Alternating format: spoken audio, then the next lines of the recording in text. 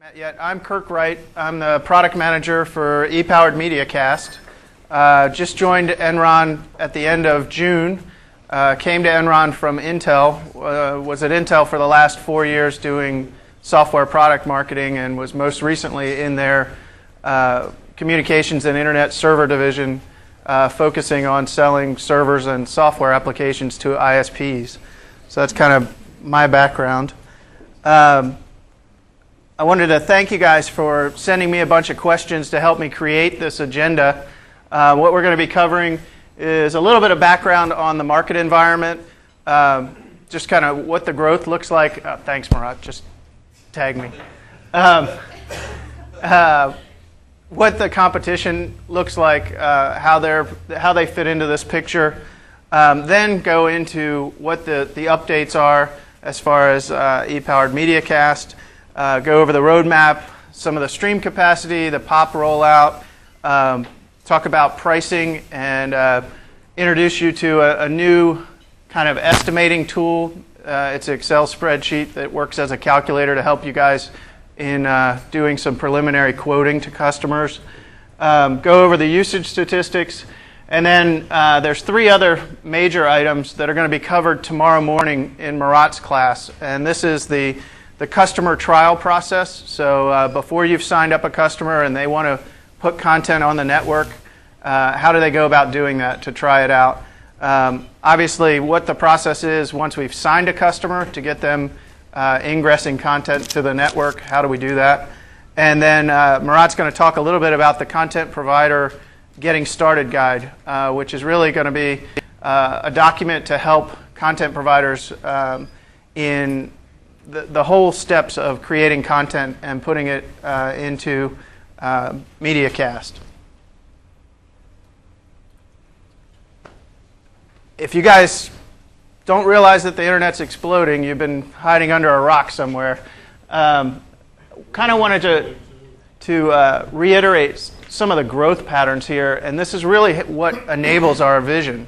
Because obviously, if you played around with video at all over the internet, it's not a very good experience. You aren't going to sit there for very long, much more than 5 minutes tops, if you can even stand it that long.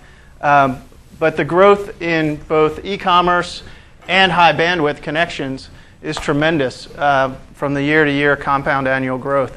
That's what's really going to enable this vision for this service, to really be able to communicate using video as a viable technology over the internet. This is some results from a market research done by Arbitron. They communicated with customers of broadcast.com and vtuner.com and found out that basically there's about 1 million households that now have a broadband connection, either cable modem or DSL or ISDN. They're expecting to have roughly 26 million subscribers by 2003. This equates to about 36% of the total online population will have a broadband connection just in the next couple of years. As far as what their patterns are on using streaming media today, surprisingly, there's 75% of the people that they polled that are actually watching at least 30 minutes of video per week already. That's pretty spectacular and says a lot for what a broadband connection can do as far as getting you up and watching content. 50% said they plan to watch more. 70% actually click through on broadband ads to get more information about the content or products that are advertised within the content. 60% click on the advertisements that are coming with that broadband content, whether it's related to the content or not. And 49% are actually buying advertised products online. This is really impressive if you know anything about the click-through rates on banner ads. When banner ads first came out, people were really hitting it. A lot of the content providers and content sites had started creating business models around advertising as their revenue. Banner ads now, most people ignore them. There are a few kind of exceptions to the rule where people are creating highly visible video types of ads. but in general, a traditional banner ad is not creating click-through. What this means to us is that right now, most people are still listening to their streaming media. They're not watching it. But this gives us a huge opportunity to deliver a quality experience with ePowered MediaCast. If we look at the players that are on the market right now, Real Networks G2 is the market leader. They've been around the longest. They have, depending on who you talk to, between 60 and 70% of the market segment share as far as the content and the players that are out there. They actually claim to be higher, but really feel like it's in the 60 to 70%. They've got 72 million registered users, of which they say there's at least 20% of those are using G2, which is the latest player. They have really good tools as far as content development and tools around setting up the server and the other offerings.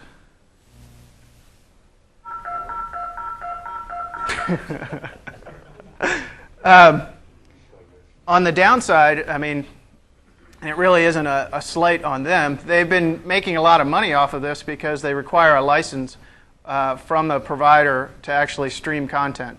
So you have to go and negotiate a contract with Real for a set number of streams that you want to use, and they bill you for that, whether you've used all of that or not. They did just in the latest, the September issue of PC Magazine, they won the PC Magazine test for 28K and 200K video performance. They tested 28, 56, and 200 to see which player performed the best, and they won for the lowest and the highest. Windows Media Player actually took it for the 56K stream. It performed a little bit better. As we look at the Windows Media Player technologies, it has about 30% market segment share right now. I'm expecting this to increase tremendously because it automatically ships with Internet Explorer 5.0. So every new PC that's going out the door that has Internet Explorer 5.0 loaded on it also has Windows Media Player, the latest version. So there's a lot more people that will be getting access to this without having to download it. They say that they have about 40 million users right now. As I mentioned, it's included with IE5. The downside is that they have very few tools to date. They're working on this and coming out with better documentation and better tools on using their products, but it's just a matter of they're a little bit later to market.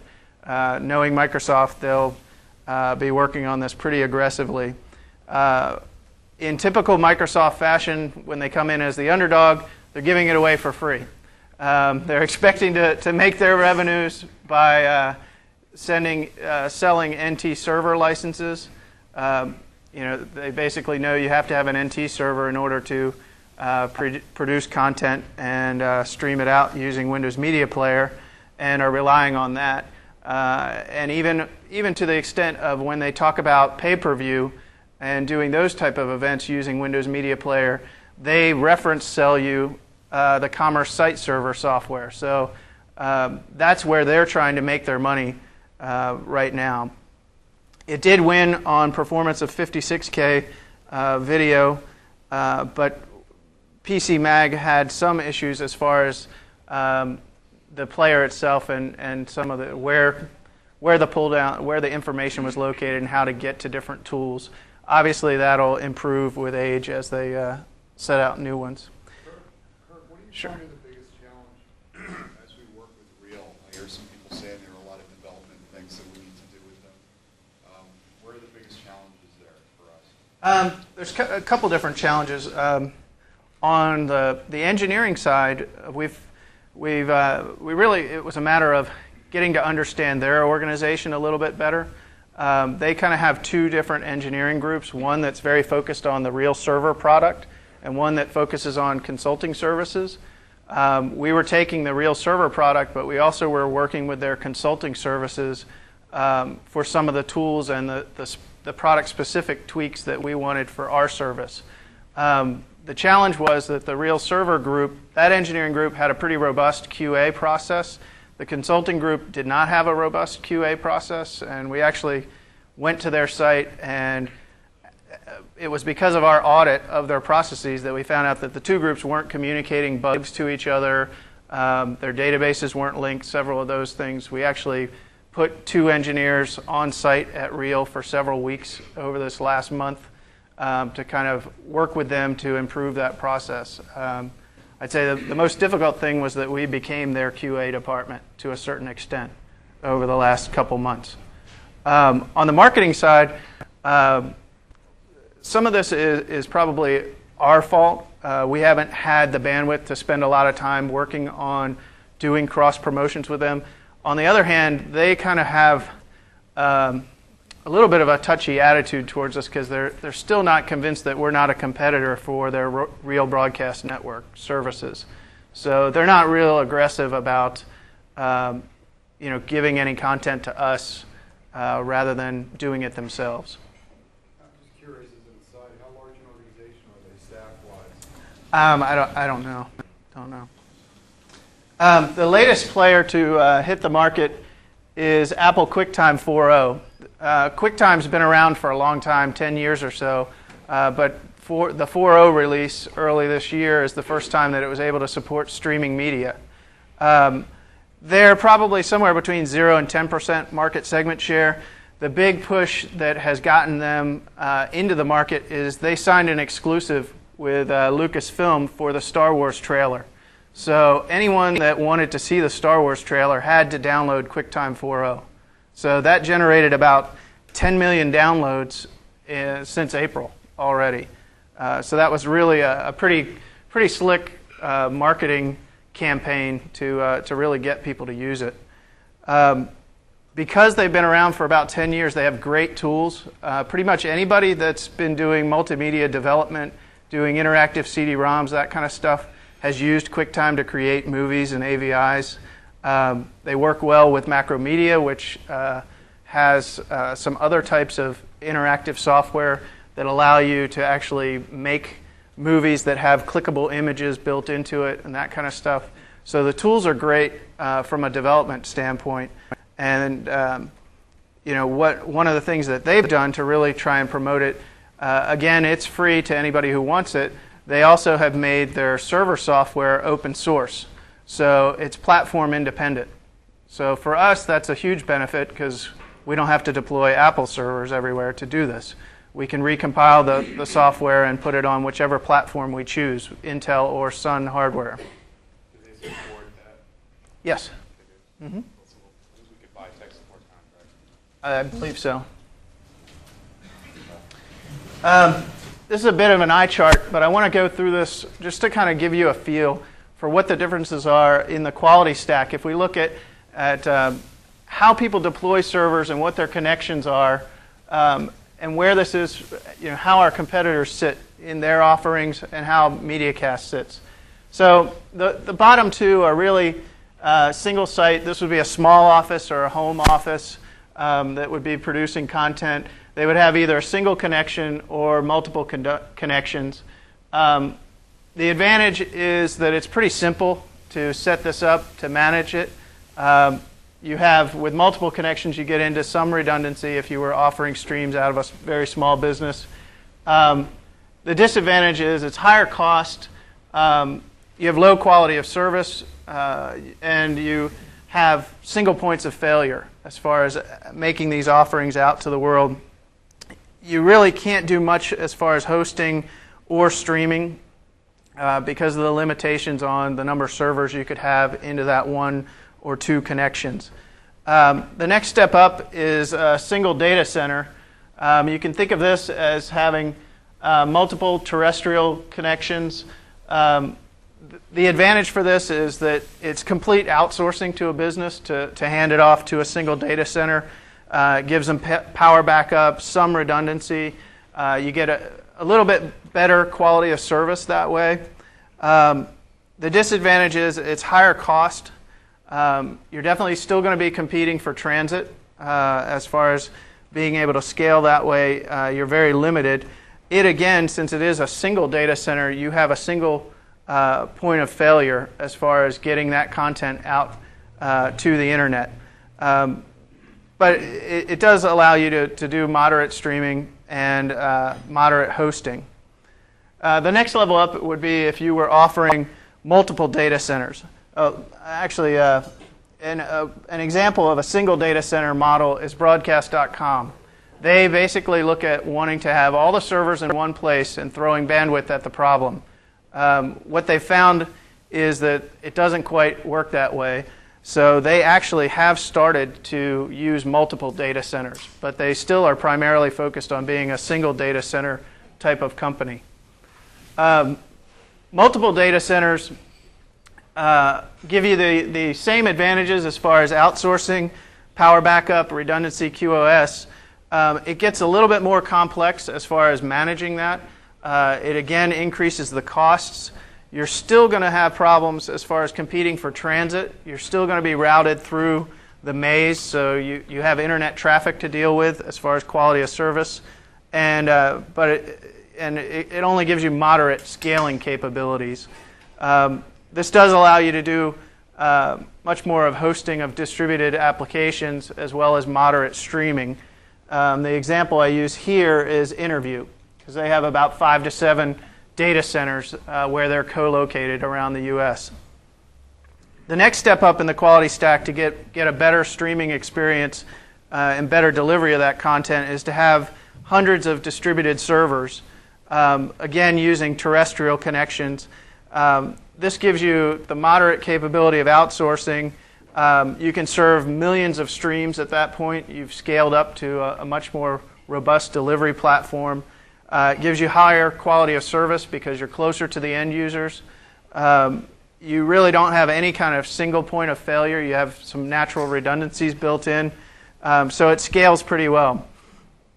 The disadvantage is it's very expensive to do and can be complex to manage. It's hard to take care of that many servers at one time.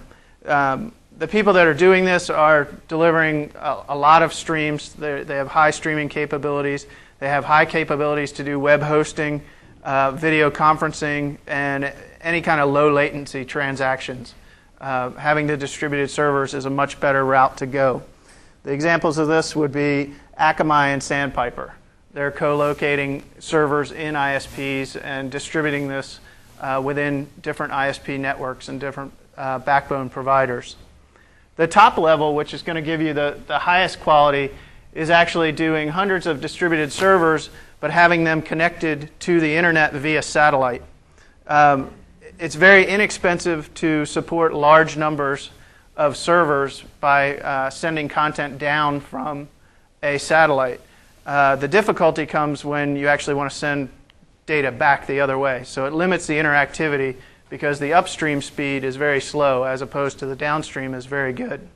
Again, it gives you the same benefits because you have distributed servers next to your end users of giving the capability to serve millions of streams and higher quality of service. But the biggest problem gets into the manageability of those servers and actually the limited interactivity. This would be the likes of iBeam or SkyCache. Those would be the competitors that you might run into that use that as a delivery mechanism.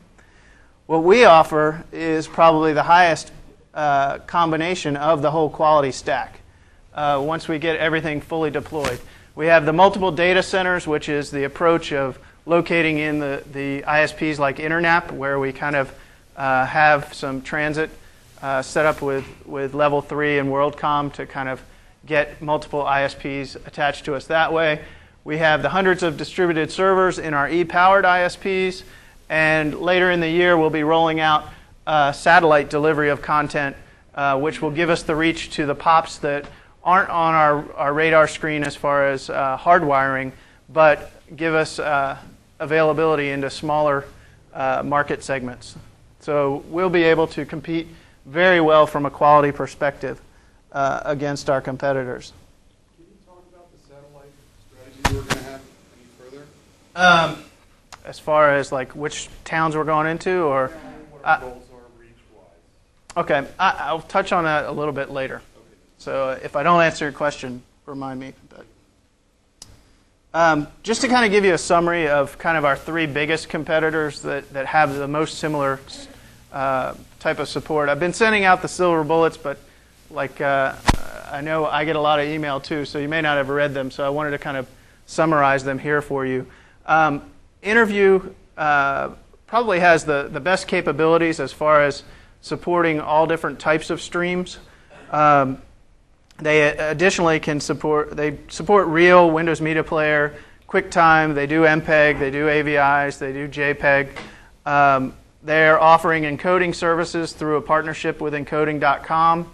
I don't know of any specific partnerships that they have for doing live events, but I know they've talked to the likes of Webcast Solutions because that's come up when we've been talking with them. The cons are that they don't have the network. They're oh, go ahead. Do you know anything about their recent agreement with Teleglobe? I don't know that, other than I know Teleglobe was involved with them early on in some of the funding and stuff, but I don't have any details. Mark? That's when I went on a call with this company, Media on Demand, and they've used Interview, and I guess they were saying that they're using Quest for their backbone. Okay. And that one of their big downsides, because Media on Demand does a lot of live events, and you have to do ISDN connection all the way to California, regardless where you are in the country. So that's and that's a Quest restriction. I did know that they were taking ISDN into San Diego, I believe is where they are. Yeah, which does give them some limitations on, what type of stream they could offer. Again, they're in about 5 to 7 co-location agreements to get their reach, and they do have pretty decent reach. Matt. I've gotten some feedback from customers who have worked with Interview and said their service is absolutely abysmal. That Interview has just I've never gotten a really good feedback saying that they love working with Interview. It's always been, we work with them because we have to. Mm-hmm. So I think there's a lot of opportunity for us to provide a better service and better service to their types of their customers. Right. The next one is Akamai. They started out being focused on delivering embedded objects on web pages. They created some proprietary routing software to analyze internet traffic and determine what would be the best route to use the internet. Really kind of focusing, knowing that they're going to have to be dependent on the internet as their network and as their QoS kind of barrier. They developed software to try and get around that. They have just recently started supporting QuickTime. They have a deal with Apple. Apple's actually one of their investors and owns about 5% of them. They just announced that they were going public, and in their announcement, or in their filing to the SEC, Apple is actually about 75% of their revenues. So, they've gotten a lot of press lately, but not necessarily a lot of customers so far. They are going to be bringing up support for Real this month, being September. Not sure of the exact date. They do have really good reach. They have 900 servers in 25 networks. The 900 servers are in about 50 data centers, and they are in 15 countries to date. And they also have a pretty good ISP program as far as similar to ours in offering CPE equipment to the ISPs to co-locate into their POPs. Again, the negative for them is that they still are dependent on the internet.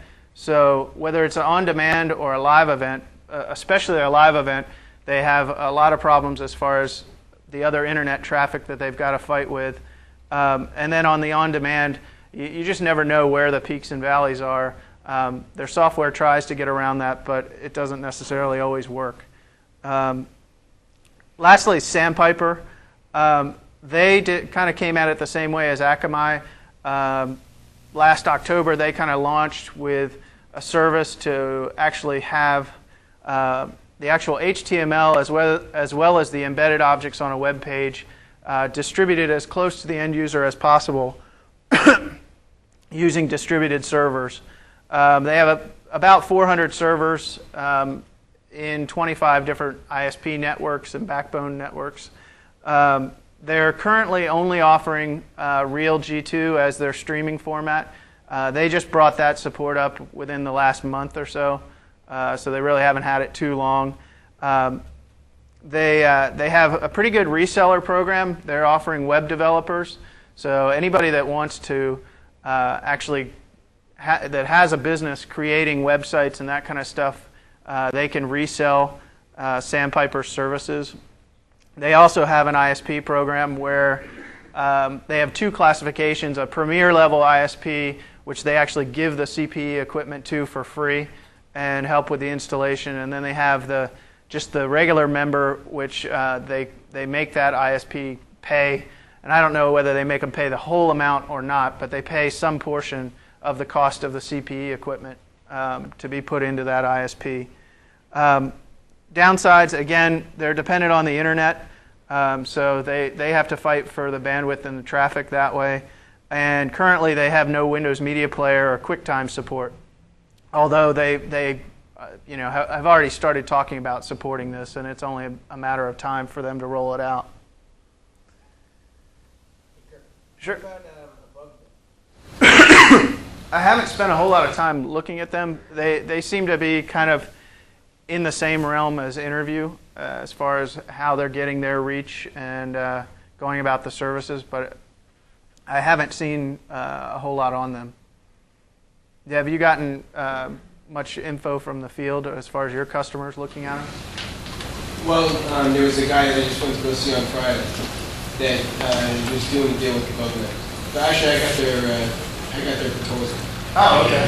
Yeah, that'd be helpful. That's one thing I want to ask. Like, whenever you guys, I don't know whether you keep trip reports or whatever on your visits, but any kind of competitive information, especially pricing, we really need back here in the main office so that we can reevaluate our stuff and make sure that we're on top of what the market's asking for. We'll talk about this a little bit in pricing, because I know each of these competitors has a different approach to pricing based on how they've set up their service.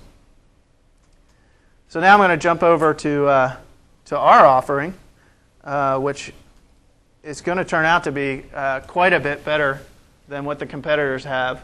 I sent this roadmap out about a month ago. The good news is nothing has slipped. And we actually are pulling in several of these things, which I know from the frustration that some of you guys have felt in trying to deal with this product for the last couple months. That's a change to hear something actually sticking to schedule or coming ahead of schedule.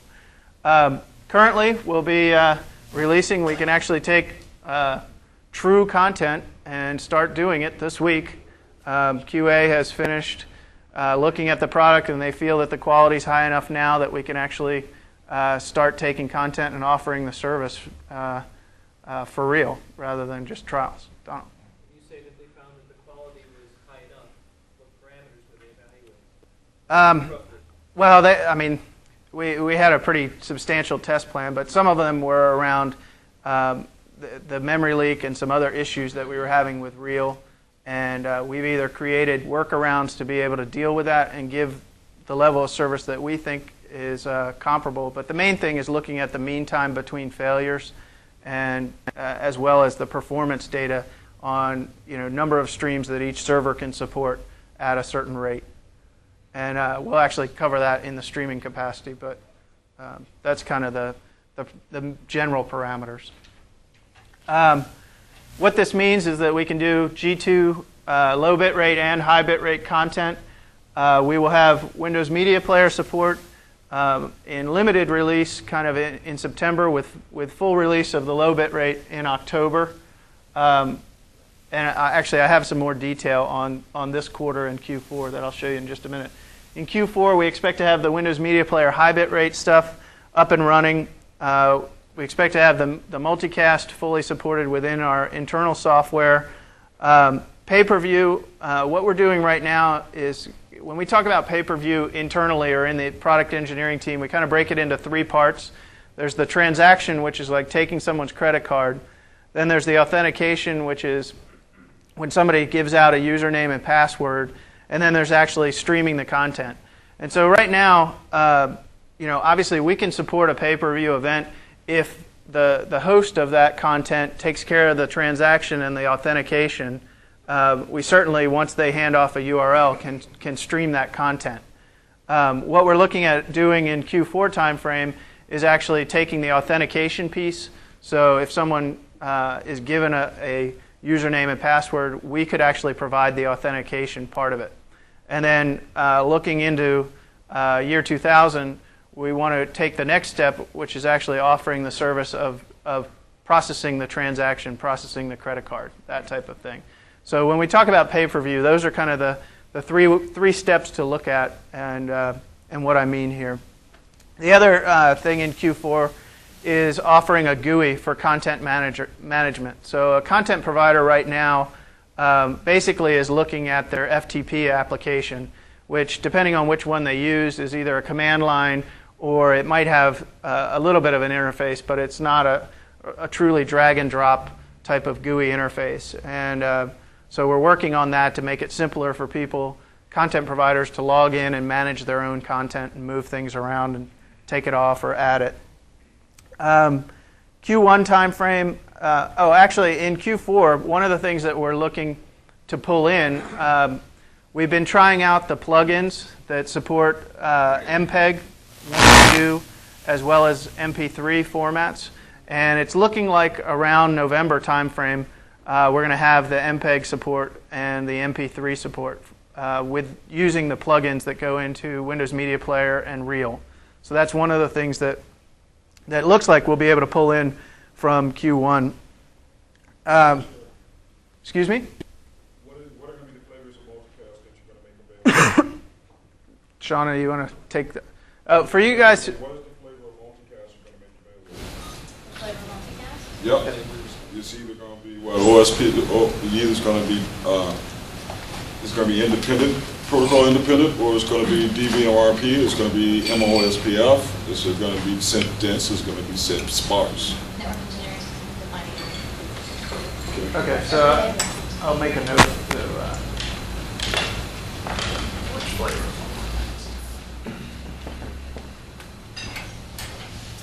For those who haven't met her, Shauna Meyer is standing in the back. That's our lead engineer on the product.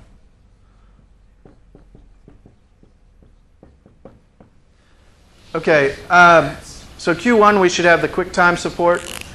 So that way we would actually have all the flavors of streaming media that are most common out there. Simply by us having Reel and Windows Media Player out in the October timeframe should put us ahead of the majority of our competitors as far as offering that service. In Q1 we're looking at selective content distribution. This would actually be where we could pick out which markets, or a content provider could pick out which markets they want the content pushed all the way to the edge. Because we'll be deploying caching technologies. Right now, we push all the content out to all servers. This creates a couple different headaches. One is this makes us have to have a lot of storage out on the edge, as well as it puts more traffic on the network as we're pushing all that content everywhere.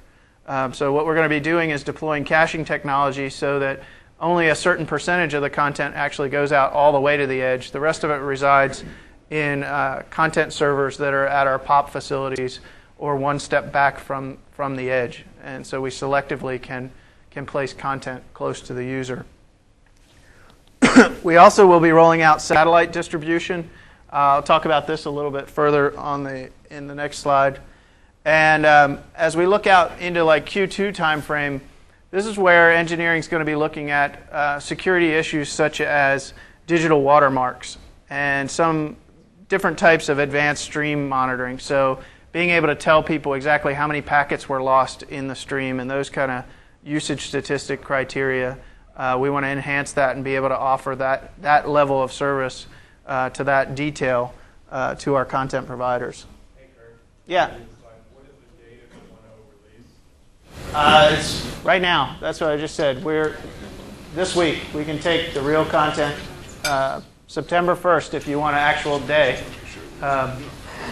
But we can start putting content on now. And then the 2.0 release is So here's the next dates. Okay, Kind of stepping. We've got the production release of the G2. We're doing some acceptance testing for the Country Cool event that's at the end of September. And if you guys aren't aware of that, Country Cool is going to be webcasting kind of the pre-event and the backstage activities at the Country Music Awards at the end of September, and we'll be the host of the streams. End of September is when we'll have the Windows Media Player low bitrate sites up and started. The first one's actually going to be in Seattle just because of our proximity to the servers, make it a little bit easier. We'll begin doing satellite distribution testing then. This is actually already started with these 3 ECI locations. End of October, we will have the full implementation of the low bitrate Windows Media Player. Hopefully we'll be able to bring the high bitrate in, but right now we're saying for the high bitrate it'd be November 30th. We then will be starting to test the satellite distribution with a few of our ISP POPs. And John McLean's ISP group has been working with some of our ISPs that we've already got signed up, as well as people that we don't have signed up to give us POP facilities where we could just try out the satellite. A couple of these, like if we have 5, and I don't remember the exact detail, but at least 1 or 2 of them will be people that already have a wire and CPE equipment from us, just so that we can compare the wire to the satellite. The other 3, at least 3, will be ones that we do not have a wire to yet. Yep. And who's coordinating the whole satellite side of things? We've got a person from network engineering that's kind of coordinating that, as well as we're working with Bobby Robertson from the ISP group. Does that answer your question, or? It still falls under you, though, to make it Yeah, to make it happen. I mean, it's part of the product rollout. So yeah, as product manager, I own it. As I said, it looks like we're going to be able to offer MPEG and MP3 via the plugins for G2 and Windows Media Player servers by the end of November, and which is a pretty good pull-in. For stream capacity, I'm going to be sending out this presentation as well as the Excel spreadsheets that go with this. And why isn't it letting me? Oops. Well, let's do it this way. This is an even worse eye chart than the last one I put up, but everybody's been asking kind of what do we have as far as capacity goes right now, and where are we? So what the spreadsheet has, and I've actually hidden the columns that have the Windows Media Player information, only because we're still evaluating what our stream performance is out of the Windows Media Player servers. When we have that performance criteria down, we'll be adding that as far as streams delivered. So looking at low bitrate stuff, 20K or 56K streams, right now, by the end of September, for our e-powered sites, we'll have 18 sites up with 2 servers each. Basically, the calculation is that for 20K streams, you can do 1,000 streams per server that we have out. So by the end of September, in our e-powered sites, we'd be able to do 36,000 streams, simultaneous streams. For the non-e-powered sites, these are the InterNAP sites, or what we've been calling TerraPops. We've got 5 sites, 3 servers per site, so 15,000 simultaneous streams. So this is at 20K. So the stream capacity ends up being 51,000 at the end of September as far as simultaneous 20K streams. Is that going to be a problem for Country Cool? It doesn't look like it. And actually, Valerie and Jeff are in a meeting with them, but since they're not actually doing the awards show, they're doing the behind-the-scenes stuff, it's not appearing to be a problem. But we had told them what our capabilities were up front. Hey, Kirk, is there a linear relationship? We say we have 50,000 simultaneous 20K streams. Right. How many 400K streams does that translate to? Well, that's a good question. One of the things that we want to enhance in this spreadsheet, and we didn't get done, we got to write a tool so that you guys can put in 3 different flavors of streams and see what the capacity looks like. At this point, we just have it broken out by stream. So excuse me? Theoretically, you divide by 20 if everything was out. Yeah, I mean, pretty much. But we did go ahead and put it out here. So for 400K, in the E-powered, you'd be able to do 4,500 simultaneous. In the non-E-powered, you have 1875, so it gives you a total stream capacity of just shy of 6,400 simultaneous 400K streams. Is this in the product 3 database? It is in the product 3 database. That's another thing. How many people actually have access to the product 3 database from the field? What'd you say? Where is it? Shauna, do you know the exact location, how somebody would find the product 3 database from notes? I mean, we can send that to you, but... Reference product 3 library. Okay. But I highly recommend if you haven't gotten connected to that, try and get connected. It's a huge library of all these type of documents. This is a living document, so obviously, I'm going to email it to you, but it'll get updated as we get more servers rolled out, as well as more performance characteristics around Windows Media Player. Basically, to give you kind of how to calculate it in your head, the performance characteristics, it's 1,000 streams per server for 20K, 550 streams per server for 56, 280 for 100K, 190 for 200K, and 125 for 400K. And this is part of what our acceptance criteria on releasing the product has been, is making sure that number is stable and that we are getting the type of performance we expected and want. We're in the process of doing the testing for Windows Media Player, so we'll roll out those numbers when they're available.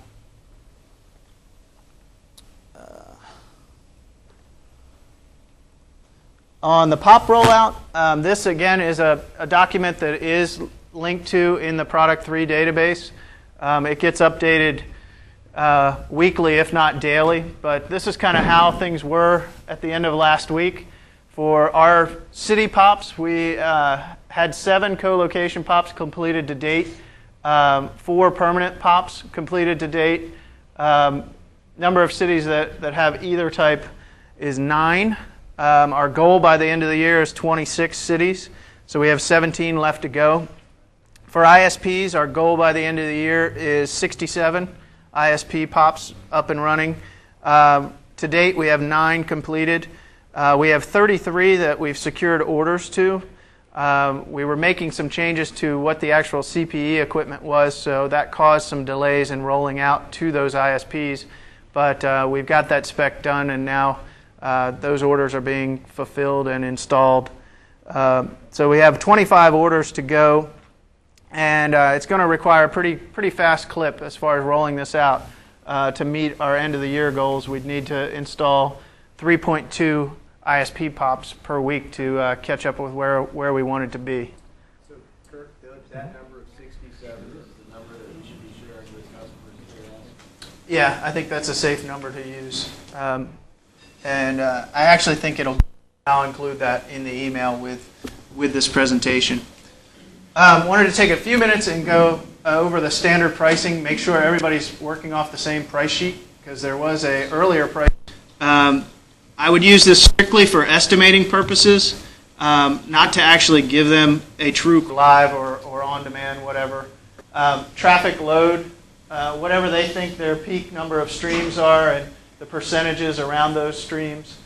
Then there's the pricing area at the bottom, which is where you either put a tick for doing standard pricing, or if you want to put in a custom price, we allow that also. You then do a pull down for selecting the term of the contract. or if you get permission, go ahead and waive this. You can do that too. You then can calculate the storage. So, how much content's on demand, how much of it is live, what percentage of the live content is going to be kept afterwards to become on demand, and then whatever their total storage is, and then the price per megabyte. These are the charges for going over 1 gigabyte of storage area. And what this allows you to do is then it will, once you've put in all those numbers, it will kick out what the monthly cost estimate is for that type of traffic and that type of storage. We put in a summary page where you guys can go in and actually type in the name of the customer, the address, put your name. All it did was it took all the data off the front after it did the calculations and put that into a nice looking form that you can print out and hand over to a customer as far as what you think their estimated bill will be on a monthly basis. Kirk, you said you're sending all of this. Yep. There's a third tab on here which is actually kind of if we're charging them this monthly fee, how much money are we really making? So based on what you've put in here, you can say, okay, I want to charge them $200,000 a month, and just throw that out. What does that translate back into if I have the actual data? So you can work it backwards from throwing out a price and then entering the data to what the price per megabyte is. That's what this page will do for you, to see if you're going to, with that price that you're throwing out on the table, whether that's going to be above what we would normally charge or below, just to kind of give you a quick estimate based on the data you collect. So go ahead, Donald. What's your basis for estimating total hours? All of this is taking that from the customer on how many hours they think people are either the content's going to be available during the month or during the week, or just more or less the availability of the content. Like for a live event, Right. that would be more. So hopefully, like I say, you should still use the standard practice as far as quoting and try to go off the rate sheet first. But this, we're hoping, is a good tool so that when you're running into customers that want, they may not have a problem with our standard rate sheet. They just want to know what kind of ballpark is my bill. That's what this tool is for. And we'll be sending that out to you.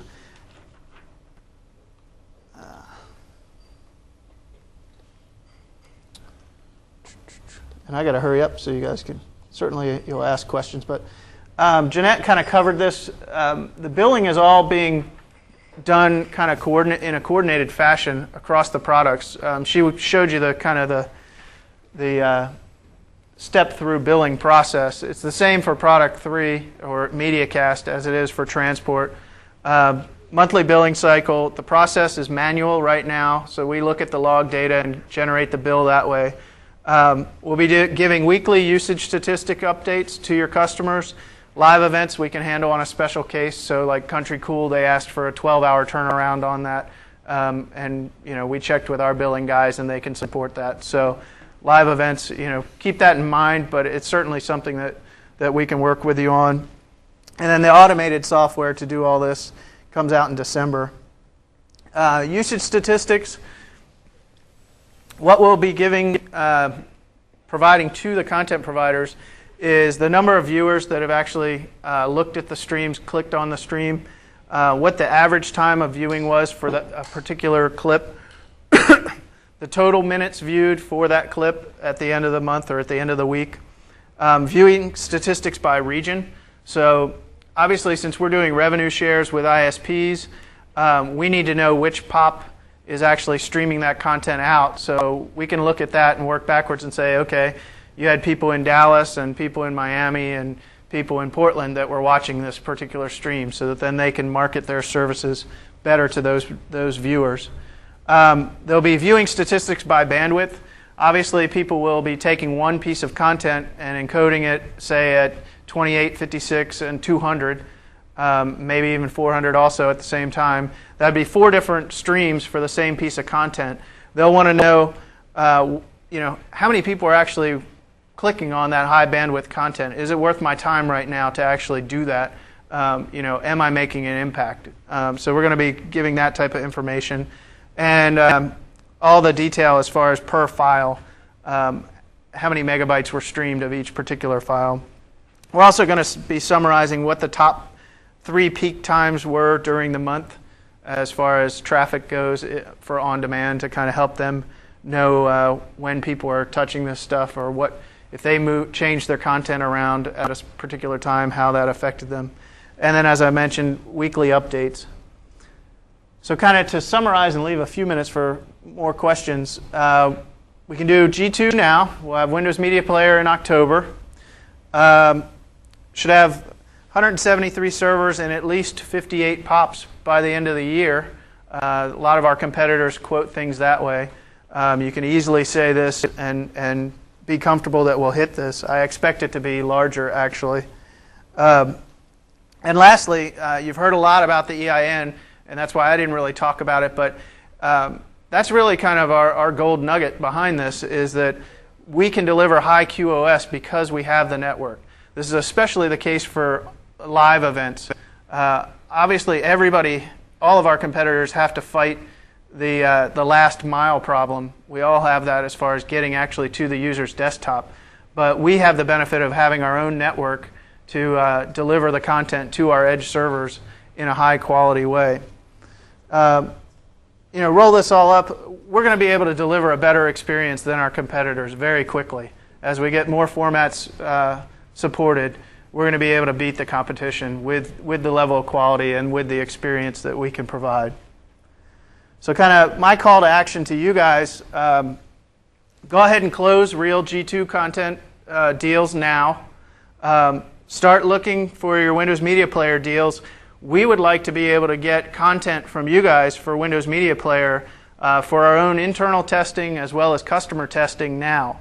So anybody you know of that would like to help us do testing, we'd like to have that. We can do the internal testing now. We'd like to do customer trials in late September, early October for Windows Media Player. And lastly, help us get some more showcase content, in particular for ISPCon. That's the event at the end of October. It's the largest ISP dedicated trade show in the world. It takes place in San Jose. We're going to have a large booth there. It's really there to show off the service to ISPs and kind of get people on board as far as distributing this content. And so we're really looking for customers that want to be a part of that and want to show off their content with our service. So any of you guys who have customers in mind, talk to me and we can see what we can do about getting them involved and showing them off at the trade show. This time, anybody got any other questions that haven't been asked? Jim? It's obviously going to be competing for bandwidth between eMedia and eTransport. Mm-hmm. So there has to be some kind of common reservation infrastructure. Yeah. Currently, I think those are being developed independently. I'm not sure. Shauna, the question was about transport and cast competing for bandwidth over the EIN, and what type of reservations is being taken care of to manage that. We are doing an integrated reservation system, but that won't be full until Q1. But right now, MediaCast does not use the same fiber route, so we've actually hard-coded where MediaCast and MediaTransport go.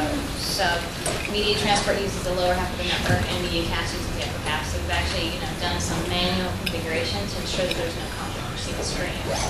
Now, if the router does go down, then we're in some trouble, but that's kind of the risk we have to take. I'm not going to let that happen. Yeah, well, if the router goes down, it really sucks all the way around. So. Sure. As of Friday, we have a DSL connection to the New York office and being redirected to the LA internet site every time. So when will all the internet sites be up, and how are you redirected? By the end of the week. Yeah, the problem with the New York internet site was that FedEx backed over the Cisco router. So otherwise, New York would have been up. But So how many sites do we have up now today? we have 4 of the InterNAP sites up and running right now. Oh, is New York now? We want to see the mean time between failures. That's why everybody's been redirected to LA. We will do that with all the other systems too, but we need to do one site at a time. So it's just to generate the number of streams and get some load on the servers. So what happens to a server if we max out on the streams? You get disconnected, same guy, and then get So the started. server doesn't go down? It just says no more business? Yep. See the number of connections. Well, we are going to be doing load balancing. Yes. So that you should get to that point. Have we done a real-time stress test on the servers, like try to max out on all? Yes, that's where those performance numbers came from that you saw in the stream capacity spreadsheet. So the numbers that you see is on a per stream, like if you look at the 20K, that we can run 1,000 20K streams from that server. If you mix and match stream rates, then the number of streams that we can support goes down. Because I'm thinking in terms of it's getting test content from PBS and they have 120 affiliates and they all get together and say, let's stress test the Aeron solution. How are we going to, let's say it's a 200 kilobit encoded stream. How are we going to be able to, how many could we support, say, next week? Yeah, I mean that's actually what we were showing in the spreadsheet would answer that question. Sure, Mitch.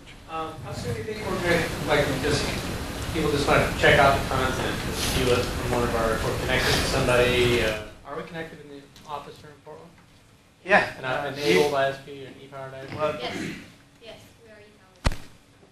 So we can. you can actually go, if you go to enron.net/mediacast, you'll get to a login screen to get to the showcase. And the username and password is ePower4. So you can actually look at the showcase materials that way. That's been one of our big requests from the ISPs is that the showcase content hasn't changed for 4 months or so. What was the password again? ePower4, all lowercase. And it's enron.net/mediacast? Yeah. www.enron.net/mediacast. Mark? And have you looked more closely at supporting ISDN for live events? We have talked about it, but What's the username? ePower4. That's the password? That's both.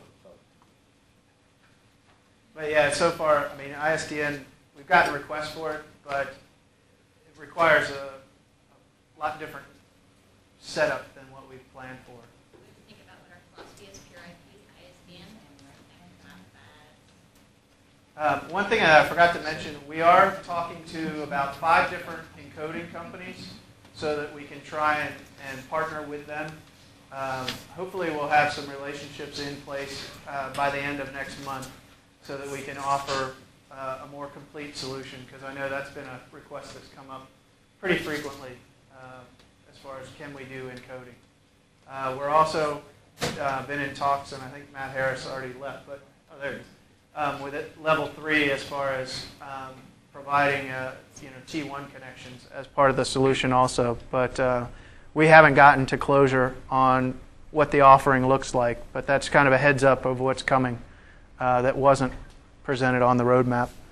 So can we, that's a good question about the demo. If you can go to a customer prem and log into enron.net/mediacast and then get into the showcase and demonstrate at least the terapop version of the product at a customer prem. And if the customer's at Enron, then they'll get an e-powered version of the product. Yes. Yes. Like, we could even, if you want. And what speed would be the terabit speed? Anything less than? Well, if Well, you're, it if you're depends not on their- I'd click on something in the 100K flavor, because Yeah. you might clog up the internet. But Well, it depends on their connection to the internet. So, I mean, if they got a T1, you can do any of them. Quick